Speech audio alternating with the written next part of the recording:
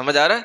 इसलिए सम्यक दृष्टि जीव के लिए सबसे पहले क्या चाहिए पड़ता है, जो यहां परोसा जा रहा है, श्री वर्धमान जिन देव पदारविंद।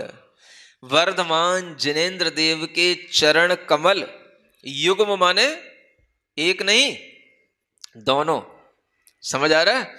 उनमें स्थित अंगुलियां, चरण कमल हैं तो चरणों में क्या होती हैं, अंगुलियां होंगी। इससे ये जानना कि वह भगवान भी हम मनुष्यों की तरह ही शरीर की संरचना लिए हुए होते हैं। उनके पास में भी 2 ही पैर होते हैं, उनके पास 2 ही हाथ होते हैं, कोई 10 हाथ नहीं होते हैं, समझ आ रहा है? 2 4 10 पैर नहीं होते हैं। और पैरों में उंगलियां भी ऐसी ही होती हैं जैसी हम मनुष्यों की होती हैं, लेकिन कुछ अलग उसकी ब्यूटी ग्लो उसका कुछ अलग होता है, समझ आ रहा है? कॉमन मैन की तरह उनका शरीर की वह कांति नहीं होती, आवा नहीं होती है।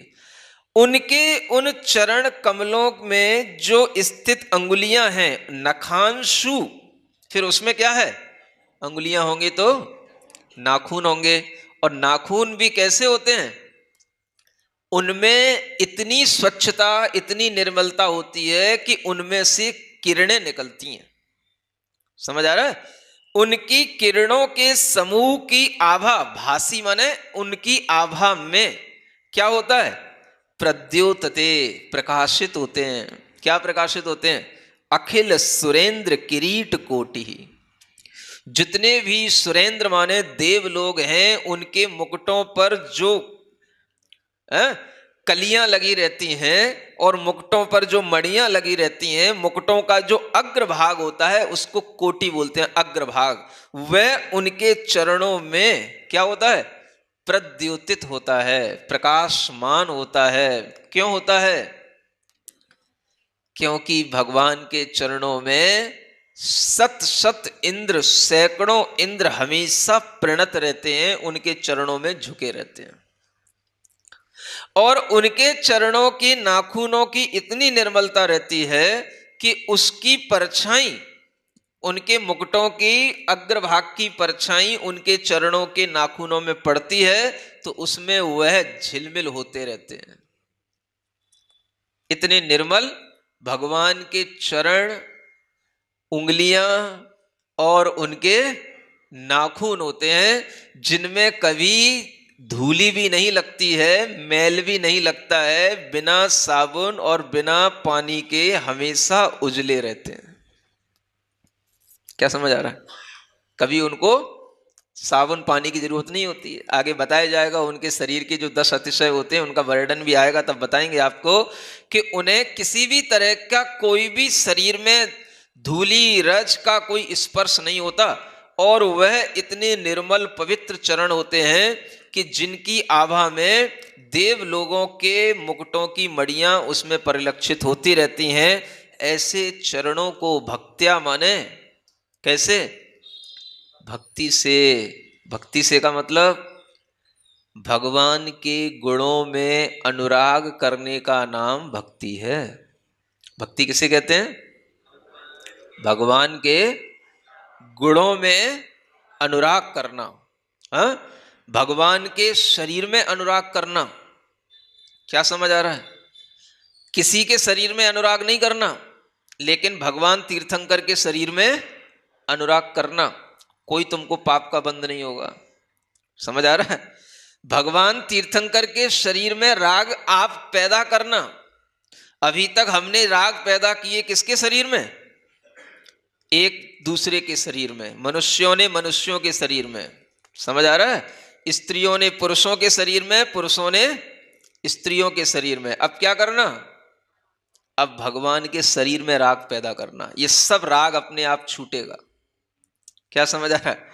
जो हमारा ये राग है, ये सब अप्रशस्त राग है, और इस राग के कारण से पाप का बंध होता है, इस राग के कारण से संसार बढ़ता है। लेकिन जब हम तीर्थंकर के शरीर से अनुराग रखते हैं तो हमारा संसार कटता है, हमारा संसार छूटता है। ये बहुत सरल माध्यम है जिसके माध्यम से हम अपने संसार को अपने भीतर से तोड़ सकते हैं, काट सकते हैं, केवल हम अपने अनुराग को बदल दें और अनुराग भगवान के चरणों में ला करके रख दें। इसको बोलते हैं भक्ति।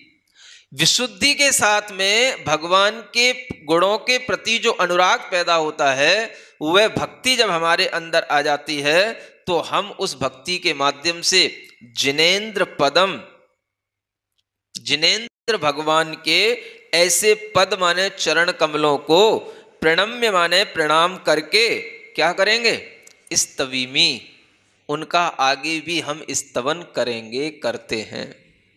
समझ आ रहा है? यहां पर ये भाव केवल अभी प्रतिज्ञा के रूप में आया है कि हे भगवान, हम आपके चरण कमलों में प्रणाम करके आपकी स्तुति करने की भावना करते हैं और आपके चरण कमलों का स्तवन अब हम करेंगे। करना चाहोगे? बोर तो नहीं होगे? आनंद आएगा? अगर भगवान की भक्ति करने में बोर हो गए तो फिर दुनिया में निस्तार होना मुश्किल हो जाएगा।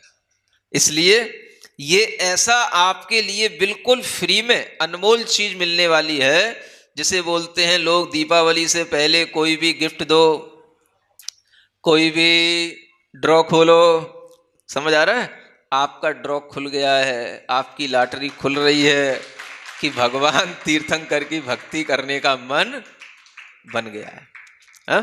देखो आगे, नाहं कृतेऽहमिति नात्र चमत्कृतेऽपि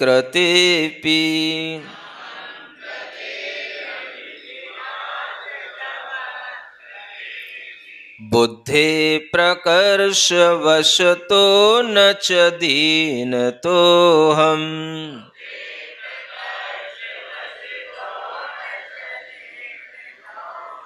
श्रीवीरदेव गुण पर्यय चेतनायाम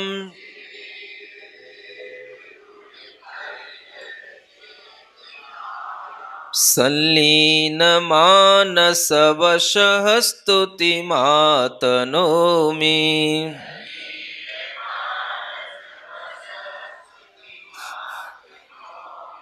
पढ़े एक बार, नाहं कृतेऽहमिति नात्र चमत्कृतेऽपि बुद्धे प्रकर्षवशतो न च दीनतोऽहम्।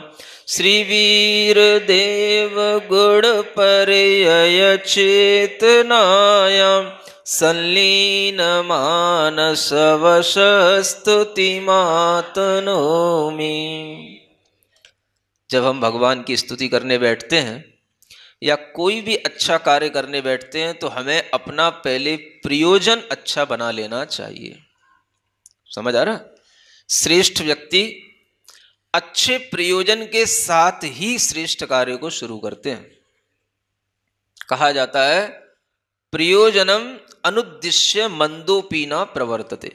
एक नीति वाक्य है कि बिना प्रयोजन के कोई अज्ञानी भी कोई काम नहीं करता है। मंदों का मतलब मंद बुद्धि वाला भी हो, कितना भी कोई ढीला ढाला भी हो, जिसको आप बोलते हो स्क्रू ढीला इसका, वो भी बिना प्रयोजन के कभी कोई काम नहीं करता है। तो बुद्धिमान व्यक्ति बिना प्रयोजन के कैसे काम करेगा?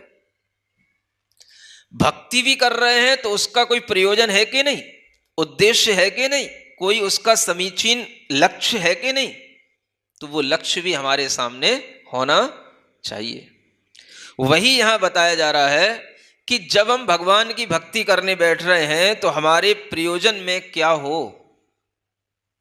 भगवान की भक्ति करने से सम्यक्त्व का लाभ होता है, ये भी एक प्रयोजन है।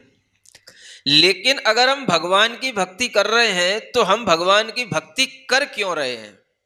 एक तो प्रयोजन हो गया कि हम इसलिए कर रहे हैं, और एक प्रयोजन यह है कि हम भगवान की भक्ति का भाव भी हमारे मन में आ क्यों रहा है। एक तो लक्ष्य हो गया जिसे हमें प्राप्त करना है, वो तो होगा तब होगा, लेकिन वर्तमान में हमारे मन में ऐसा क्यों कारण पैदा हुआ कि हम भगवान की भक्ति करने की तैयारी करें। वर्तमान में भी कोई लाभ हमारे लिए मिलेगा कि नहीं मिलेगा? वर्तमान में हमारा कोई प्रयोजन होगा कि नहीं होगा? हम जो भगवान की भक्ति कर रहे हैं, कोई आपके ऊपर आरोप लगा दे आप इसलिए भगवान की भक्ति कर रहे हो ना। हाँ, घर में परेशानियां हैं, इसलिए भगवान की भक्ति करने से परेशानियां दूर हो जा रही होंगी, इसलिए भगवान की भक्ति कर रहे हो। तो क्या बोलोगे तुम उससे? नहीं भाई, ऐसा कोई प्रयोजन हमारा नहीं है। हाँ, इसलिए भगवान की भक्ति चल रही है, घर में बेटा नहीं हो रहा है। फिर क्या बोलोगे? नहीं भाई, ऐसा कोई प्रयोजन हमारा नहीं, इसलिए भगवान की भक्ति चल रही है, दुकान पे घाटा चल रहा है। क्या बोलोगे? नहीं, ऐसा कोई प्रयोजन हमारा नहीं। कोई भी आपके लिए कुछ भी कह सकता है, तो आपके मन में पहले प्रयोजन, उद्देश्य बिल्कुल स्पष्ट होना चाहिए कि हम क्यों भगवान की भक्ति करने को तैयार हो रहे हैं। समझ आ रहा है? ये कारण तो आपके लिए हैं, और कुछ कारण ऐसे होते हैं जो स्तुति बनाने वाले के ऊपर आरोपित हो जाते हैं। समझ आ रहा है? स्तुति करने वाले के ऊपर भी लोग आरोपित कर देते हैं। तो उन कारणों को भी हटाने के लिए यहां पर यह कहा जा रहा है, ना हं कृते हमिति नात्र चमत कृतेपि। क्या कहा जा रहा है? भगवान की स्तुति करके हम कोई अपने अंदर अहंकार नहीं बढ़ा रहे हैं कि इतने बड़े तीर्थंकर की स्तुति करने से हमारा बहुत अहम बढ़ जाएगा, बहुत नाम बढ़ जाएगा। क्या समझ आ रहा है? अरे, उन तीर्थंकरों की जिसने स्तुति कर ली उसका नाम तो वैसे ही अमर हो गया। समझ आ रहा है? जिसने उन तीर्थंकरों की स्तुति कर ली वो तो वैसे ही सबसे बड़ा अहमियत को प्राप्त हो गया। उसको और अन्य व्यक्तियों से अहम मिले, ऐसे छोटे मोटे प्रयोजन की उसको कोई आवश्यकता नहीं होती। इसलिए ये स्तुति अहंकार से नहीं हो रही है। समझ आ रहा है? फिर लोगों के सामने आ जाता है, जितनी भी स्तुतियां प्रसिद्ध हुई हैं सब में कुछ ना कुछ चमत्कार होता है, कुछ चमत्कार होने पर ही लोग नमस्कार करते हैं, और चमत्कृत होने पर ही लोग स्तुति करके अपने आप को चमत्कृत करने की कोशिश करते हैं। सुन रहे हो? तो आपका दिमाग ठंडा करने के लिए यहां पर यह भी लिखा है कि कोई चमत्कृत करने के लिए भी ये स्तुति नहीं है। समझ आ रहा है? हमें इससे कोई चमत्कार करने नहीं है। कोई बाद में भविष्य में कुछ भी करने लग जाए तो भले ही बात है, और जो भी करेगा उसके अंदर कुछ भी चमत्कार हो सकता है, वो अलग बात है, लेकिन हमारा प्रयोजन कोई चमत्कार करने का नहीं है। समझ आ रहा है? भगवान की भक्ति करने वाला भगवान से चमत्कृत होकर के नमस्कार नहीं करता है, उनको नमस्कार करता है तो अपने आप चमत्कृत हो जाता है। समझ आ रहा है? आचार्य समंतभद्र महाराज ने अपने रोग को दूर करने के लिए जब एक मंदिर में भगवान चंद्र प्रभु की स्तुति की, तो अपने आप उस स्तुति के माध्यम से वो पत्थर के बीच से चंद्र प्रभु भगवान प्रकट हो गए। नमस्कृत होने से चमत्कृत हो जाता है। समझ आ रहा है? लेकिन आप लोगों के दिमाग में चमत्कार पहले आता है। बताओ तो स्तुति का क्या चमत्कार है? अगर आज भक्तामर स्तोत्र भी आपके दिमाग में चढ़ा है तो उसके पीछे भी लोगों को कहानियां गढ़नी पड़ी हैं, तब चमत्कार के साथ में, तब आपके दिमाग में वो चढ़ा है। समझ आ रहा है? ऐसा कोई चमत्कार नहीं है कि जो कुछ घटित हुआ हो। समझ आ रहा है? ये सब कहानियों की बातें हैं कि किसी राजा ने मानतुंग आचार्य को जेल में बंद कर दिया, 48 ताले लगा दिए, वो एक एक काव्य पढ़ते चले गए, ताले टूटते चले गए। ये सब मनगढ़ंत कहानियां हैं, इनका कोई ऐतिहासिक आधार नहीं है। समझ आ रहा है? कोई इनका शास्त्रीय साक्ष्य नहीं है।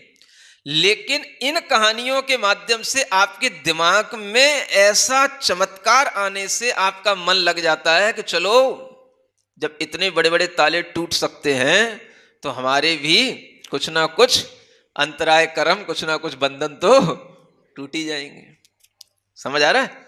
आप विचार करें, कोई भी एक आचार्य को, क्या कोई राजा इतना समर्थ हो सकता है कि वो किसी दिगंबर मुनि को या दिगंबर आचार्य को तालों में बंद कर सके? है? किसी की इतनी हिम्मत हो सकती? और अगर किसी ने बंद भी किया है तो एक के अंदर एक, एक के अंदर एक, 48 ताले में बंद करने की क्या जरूरत पड़ गई? है? एक ताले में बंद करने से वो कहीं छोड़ के भागने जाने वाले हैं? क्या कोई भी दिगंबर आचार्य या दिगंबर मुनि कहीं पर अगर उन्हें उपसर्ग आ गया और किसी ने उन्हें उठा करके मान लो किसी कमरे में बंद भी कर दिया, तो क्या वो उस कमरे के ताले तोड़ने वाले हैं कि ताले दीवारें तोड़ के भागने वाले हैं? क्या करेंगे वो? हैं? कुछ नहीं करेंगे। वो तो अपने भगवान की भक्ति करेंगे। भगवान की भक्ति करने से जो कुछ होगा हो जाएगा। उपसर्ग आया है तो उपसर्ग को भी वो इस तरीके से अपने अंदर तोड़ेंगे कि उस उपसर्ग का जब तक निवारण नहीं होगा तब तक हमारे आहार जल का त्याग और भगवान की भक्ति करते हुए प्राण छोड़ देंगे। लेकिन हमें कुछ भी दीवारें तोड़ने की और ताले तोड़ने की जरूरत नहीं है। क्या समझ आ रहा है? तो ये कहां से जरूरत पड़ गई कि 48 तालों में भगवान की मतलब स्तुति की गई बंद होकर के और मानतुंग आचार्य को 48 तालों के अंदर रखा गया। थोड़े से विचार करने की बात है कि एक समझदार समाज किस तरह से तरह तरह के प्रभावों में बहता चला जाता है। समझ आ रहा है? लेकिन जब तक ऐसी बातें नहीं की जाए तब तक आपका मन बनता नहीं है भगवान की भक्ति करने का। समझ आ रहा है? इसलिए यहां कहा जा रहा है कोई चमत्कार की जरूरत नहीं है। अगर आचार्य मानतुंग महाराज ने भगवान की स्तुति की तो अपने कर्मों के बंधन तोड़ने के लिए की थी और उनके कर्मों के बंधन उससे टूटे, वही उनके कर्मों के बंधन टूटे तो सब कुछ उनके लिए जो कुछ भी बंधन थे सब अपने आप अलग हो गए। तो हमेशा ये ध्यान रखो कि भगवान की स्तुति हमारे अंतराय कर्म को तोड़ने के लिए, असाता के बंधनों को तोड़ने के लिए होती है। जो कोई भी आपके सामने भगवान की स्तुति आएगी आप करोगे, आपके बंधन टूटेंगे, नियम से टूटेंगे। समझ आ रहा है? अपने आप आपके अंतराय कर्म दूर होंगे और जिन जिन कारणों से आपको लगता है ये व्यवधान पैदा हो रहा है हमारी उन्नति में, वो सब व्यवधान आपके टूटेंगे। आप भगवान की भक्ति करते रहो। ये एक रूपक है। ताले तोड़ने का मतलब कर्म बंद तोड़ने का एक ये रूपक था और इसको लोगों ने ऐसा बना दिया कि फोटो ही देख लो उन मानतुंग आचार्य की जंजीरों में पड़ी हुई। समझ आ रहा है? तो ये कहलाता है लोगों के तमाशे, है ना। इसलिए यहां कहा गया कि हमें भगवान की स्तुति के लिए कोई चमत्कारों की कोई जरूरत नहीं है। ना हम चमत्कृत होकर के भगवान की स्तुति कर रहे हैं, ना हम अहंकृत होकर के भगवान की स्तुति कर रहे हैं, न बहुत बुद्धि प्रकर्ष वशतो, है ना। कई बार क्या हो जाता है, बुद्धि में ज्यादा खुजलाहट होती है, बुद्धि बहुत बढ़ जाती है। समझ आ रहा है? इसलिए बहुत बुद्धि प्रकर्षता को प्राप्त हो रही है, इसलिए भगवान की स्तुति करने की इच्छा हो गई।